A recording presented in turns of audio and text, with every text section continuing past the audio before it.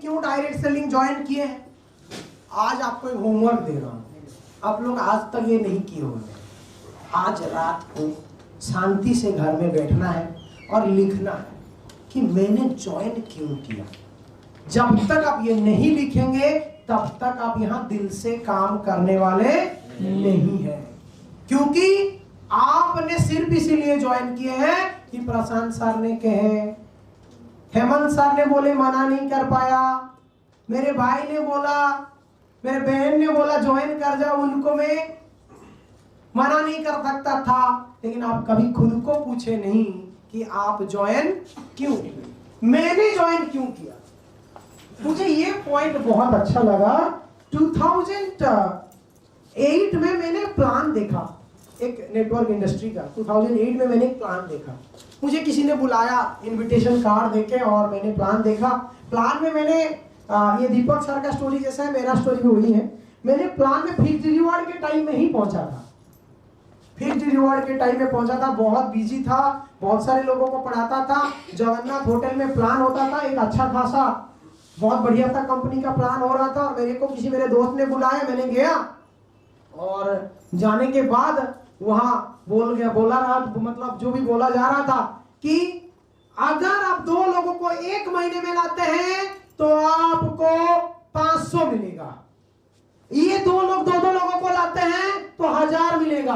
12 महीने में अगर ऐसा होता है आपको टोटल 40 लाख मिलने वाला है।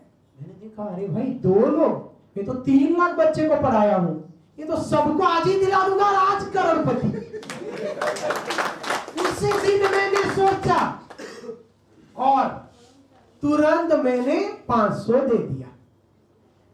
रजिस्ट्रेशन चार्जेस दे तो दिया, लेकिन हुआ ही क्लियर हुआ था।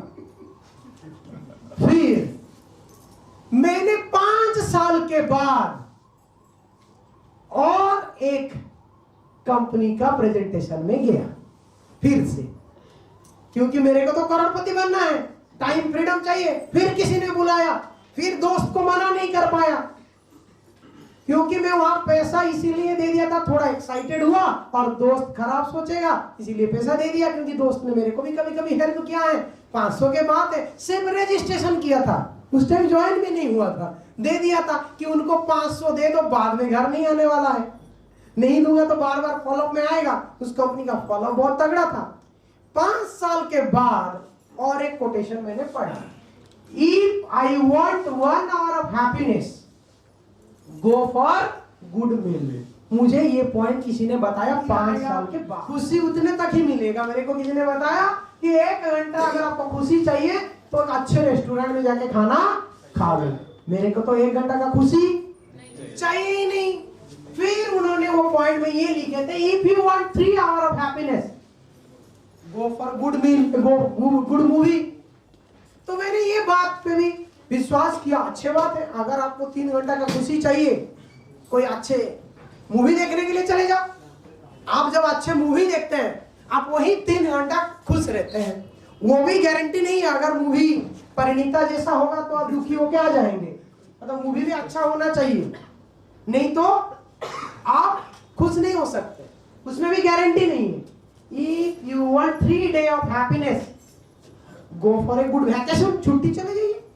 अच्छे छुट्टी में जैसे कि आपको 3 दिन का खुशी दिलवाने के लिए मैंने ये सब कुछ, मैंने खाना लेकर रखा 1 घंटा का खुशी देने के लिए, मूवी दिखाया, आज ट्रेनिंग, फिर आपको 3 दिन का खुशी देने के लिए पिकनिक लेके गया, बूट कैंप, सब कुछ दिखाया। लेकिन उसमें आपको वही 3 दिन का खुशी मिला।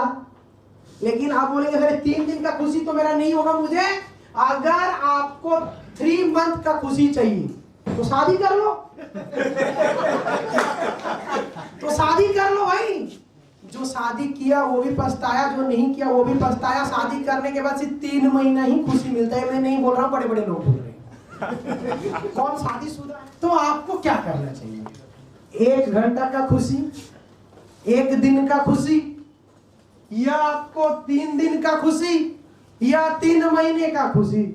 If you want lifetime of happiness, go for a good direct selling company, that is Tornado.